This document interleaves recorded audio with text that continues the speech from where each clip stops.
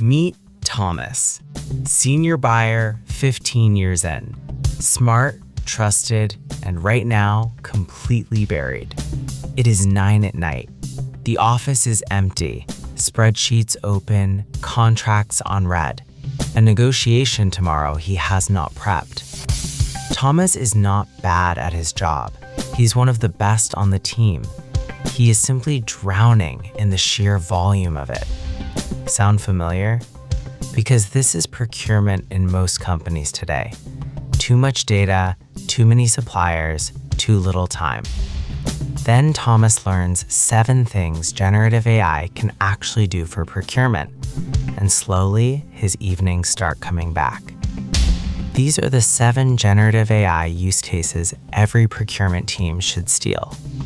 We will walk through each one with a real before and after so you can take them straight back to your desk. First, what is generative AI in one breath?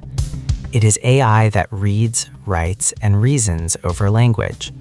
And language, the spreadsheets, the contracts, the emails, the reports, is exactly what procurement runs on all day. That is why it fits this job so well, and why it is moving so fast. Keep one idea in mind as we go. AI is not here to replace the buyer. It is here to delete the grunt work and hand the judgment back to you. Use case 1, spend analysis, finding the money. Thomas exports a year of spend. It is a mess. The same supplier spelled 5 different ways, blank categories, duplicate payments hiding in plain sight. He used to spend weeks cleaning this by hand, line by line, and still miss things. Now he hands the whole file to AI. In minutes, it cleans the data, classifies every line into the right category, and merges the suppliers that are secretly the same company. Then it goes hunting. Maverick spend bought off contract. Invoices paid twice. Categories where the same thing is bought 10 different ways at 10 different prices. On one real file that surfaced over £200,000 in savings opportunities, including a single batch of duplicate payments worth $183,000. The money was always there. Thomas simply could never see it through the mess. Use case 2, supplier discovery and risk. A new category lands on his desk. He needs 3 credible suppliers and he needs to trust them before he spends a penny. He used to lose days to Google, trade directories, and half-finished due diligence that never felt complete. Now AI runs deep research for him. It scans financial filings, recent news, sanctions and watch lists, and sustainability reports. It comes back with a short list and a clear risk profile for each name: financial health, delivery reliability, ESG exposure. Every red flag spelled out in plain English. Thomas reads a defensible verdict in 5 minutes instead of 5 days. He still makes the decision. He just makes it with his eyes open. Use case 3, contract review. A 40-page supplier contract lands in his inbox, dense legal language. And the real risk is always buried somewhere around page 31. Thomas is a buyer, not a lawyer. In the past, he would skim it, sign it, and quietly hope. Now AI reads every single page and flags the risky clauses by severity: red, amber, green. Automatic renewal traps that lock you in for another year, uncapped liability, one-sided termination rights, payment terms that quietly shift the risk onto you, each one explained in language he can act on. It even drafts a safer version of the worst clause, ready to hand to legal. The landmines are now visible before he signs, not after. Use case 4, negotiation preparation. Tomorrow, Thomas faces a key supplier demanding a 9% price increase. In the old days, he would walk in with a gut feeling and hope to hold the line. Now AI builds him a complete negotiation playbook, a should-cost breakdown that shows how much of that 9% is actually justified by real cost drivers and how much is just padding. A clear target, a confident anchor, and a walk-away point. The concession levers he can trade, like volume or longer terms or faster payment. The tactics the supplier is likely to use, each with a ready counter, and the exact opening line to set the tone in the room. Thomas walks in calm, evidenced, and prepared. He settles the increase at 3%, and he can prove the number was fair. Use case 5, RFPs and bid scoring. A major tender, a blank page, 5 bids to compare, and pressure from every direction to be completely objective.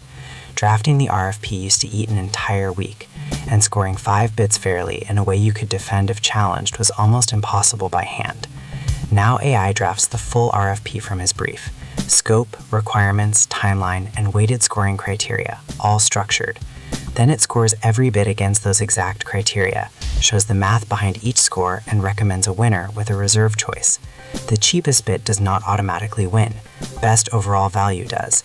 And for the first time, Thomas can stand in front of an audit and prove exactly why. Use case 6, risk and resilience monitoring. A factory fire on the other side of the world, a sudden port strike, a key supplier quietly sliding towards insolvency. Thomas used to find out about these the hard way, on the morning the deliveries simply failed to arrive. Now AI watches the signals for him around the clock. News, weather events, financial filings, shipping and customs data. It flags the supplier that is at risk before the disruption actually hits his line, giving him the time to qualify a second source. Procurement stops being purely reactive and finally starts seeing around corners. Use case 7, reporting and communication. The analysis is done. Now Thomas has to explain it. A summary for the board, a firm but professional email to a supplier, an update for the finance team. He used to lose whole Friday afternoons just to writing all of it up. Now AI turns his analysis into a clear one-page board summary, written in his own tone of voice. It drafts the supplier email. It tightens the finance update until it is sharp. He reviews it, edits the details only he would know, and sends. The story of his work now tells itself. So that is the map. 7 use cases. Spend, suppliers, contracts, negotiation, RFPs, risk, and reporting.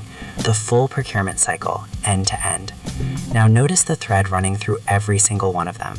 In not one example did AI replace Thomas.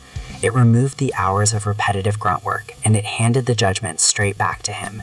He still decides who wins the tender.